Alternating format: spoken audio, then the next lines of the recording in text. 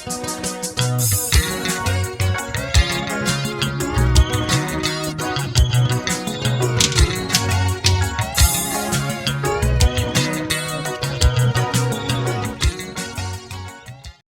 support kubo engayilindela ngale yandlela leyana nabaningi ke mhlambe nawe umfaka makata ziduda ngakubala lapho ukuthi wakhombisa nami ngangakwazi engangethemba ukuthi hawu hey madoda no mfoka Ngobe nabo sebekulalelile lo msebenzi bawuthanda bawujabulela kangaka so nje ngakubonga kakhulu sasimangele leli phimbo lakoCeza elisho kanje namadoda kusho kanti uCeza uphethe amagaga odwa bakwethu ayifutha khona hayibo ubophela uCeza ubophele kakhulu futhi yabona nje angeke uzivike mase kuthiwa sebeyakhipha ibhakela ngeke uzokwazi ukuyivika hayi kakhulu ufuna ukuqina impela uyabona ufuna ukuqina impela ngicela ucela usithando nje kancane uyikhe phezulu nje nasi lenti sebeyasekhaya ngifuna umzuzelele sengivele ngabika lapha ekhaya uthi inhliziyo yami khona lapha ethanda khona inhliziyo sebeyazi ekhaya ngicela ungafuxisana la sebeyazi ekhaya khona lapha ethanda khona inhliziyo yami awusuka hey madoda lana ke ndengafuna uqoma uyaqoma ke la iphathe kahle futhi benjalo phela mase ngamasoka sifikile Ngobe ibona abantu abasifundisayo abasikhulisayo futhi siye sithi masicosha amagama kubo bese sithi nathi masigadla ngawo intombi hayi ngeke ngiyavuma mina la sengihlulekile sengihlulekile indijana sekhasebeyazi ke sebeyazi angiphoki mhlawumbe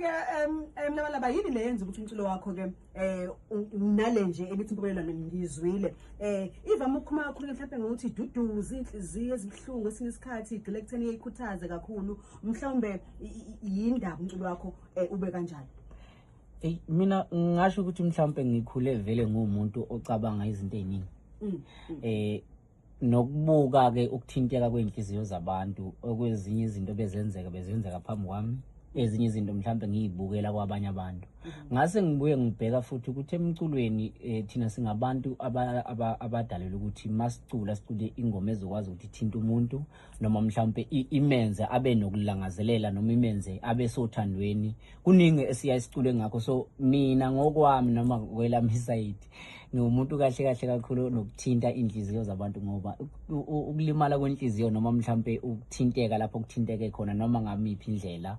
into mhlawumbe ngisho ukuthi ngine experience yakhona so sengiyakwazi noma mhlawumbe ngandlula kuleso sikhathi leso so ngisho ukuthi nje ukucula kwami noma ukuthinta kwami inhliziyo zabantu kuyinto mhlawumbe engibone nabo beyamukela bakukhombisa ukuthi la yebo abanye bafowethu bayakhona ukucula baculele ezinye izinto ezehlukene kodwa umlabalabo uyakhona ukuthi asenzele into ethize ngize ngabona nje ngizokhipha yona album bathi hayi sesizokhala ke futhi ngazakela ukuthi kanjani kwasho ukuthi ke sebeyazi ukuthi kahle imark yami noma mhlawumbe la ngithinta khona kuzwakale kuyayi kube kuphi hawu madoda ya kunjalo mfowethu sithi ngamanye amazwi inhliziyo zabantu uyayithinta ngithinta kakhulu futhi ngithunuke ngibuye ngiyipholise futhi mfethu usujoyine isitebele la isikhulukazi esazwayo Universal Music Group South Africa ungathi lokhu mhlambe kuthathe kwakubeka kuliphi izinga mangabe ubheka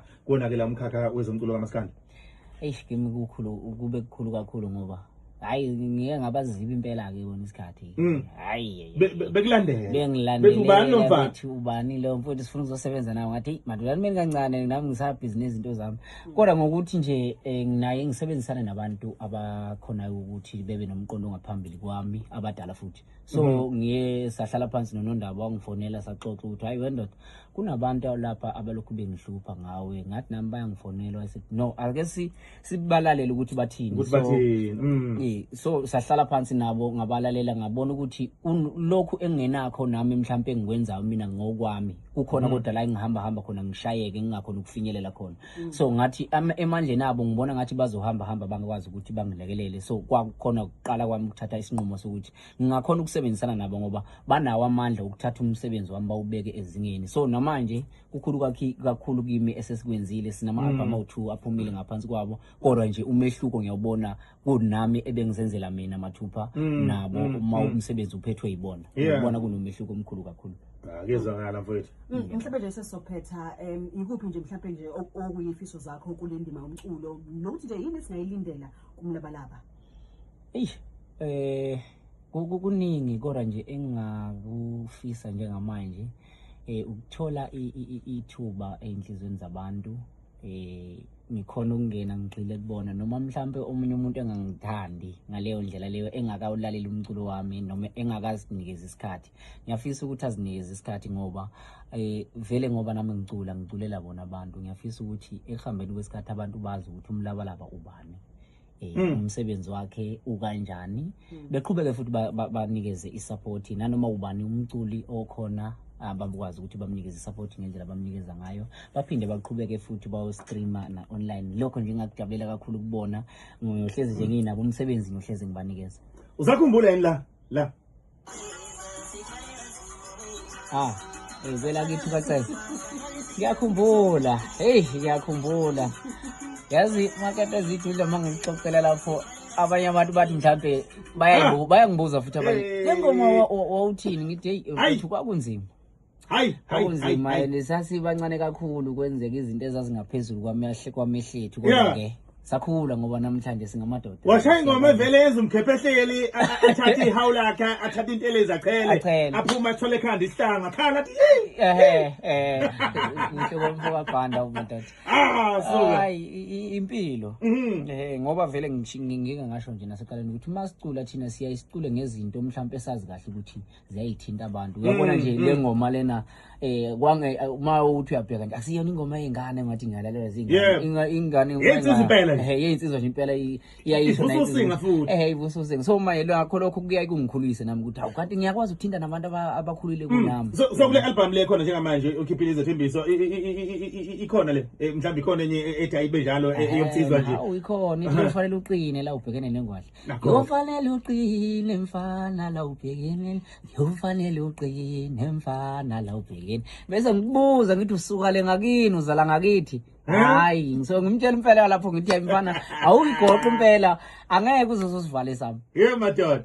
Siyabonga kakhulu mfowethu. Abantu bothola kanjani abafisa ukuxhumana nawe? Einkundleni zokuxhumana ngiyatholakala lapha ku Facebook umlabalaba Khumalo Music page nje liverifyile bazokwazi ukuthi bangithole, nalapha ku Instagram bazokwazi ukuthi bangithole umlabalaba Khumalo, na TikTok futhi ngiyatholakala. Abakubukela abakhona nje ngamanje bavula TikTok bazongibona ngi live noma kade zidile. Nazo. So umculo wakho nje lo musha le album ikhona vele kuzona zonke izitolo zomculo online. Yonke indawo iyatholakala lapho ngekuyithola. Suka. Tando. Siyabonga bhuti wami nje. Iyasho le ntwana mfethu. Uphumelele, hayi ukuthi uvele usuphumelele. Angiphumelele kakhulu kunalokho kunalokho. Lapho ke njengokhozi phezulu. Le ngane esho kamnandi kangaka lapha usamkelisiwe ncwane uyithatha? Ngamthola ku TikTok. Ngangayazi ke lento TikTok mina before nje. Benginganakile kakhulu kodwa ngoba ngisafuna ukubona ukuthi kwenzakala ngahlahle la. Ngabona backup ingoma yami. Ngathi le voice ngiyayithanda, ngiyafisa ukuyisebenzisa le voice. Awu madoda. Ngayithatha sithi lokusasebenza naye sisebenza kahle kakhulu. Nje ngiyabonga kakhulu. Ngamenye mazima nawe lapha ekhaya ungumculi noma uzizwe ukuthi uyakwazi ukucula. Yenza ama video faka ku TikTok yona yonke indawo. Ungayithola usucula nomlabalaba. Buka nje nansi ingane. Samkelisiwe ncwane la. Yabona. Usho kamnandi kakhulu. Kakhulu mfethu, kakhulu. Ngisho omunye ubafe ngisebenzisene naye enye ingoma ethi ngilimele kakhulu. Kunento ayenzile lapha kuyo le ngoma le. Naye ngimthole khona la TikTok ngathi mfethu woza khona into engifuna ukuyenza. Nakho ke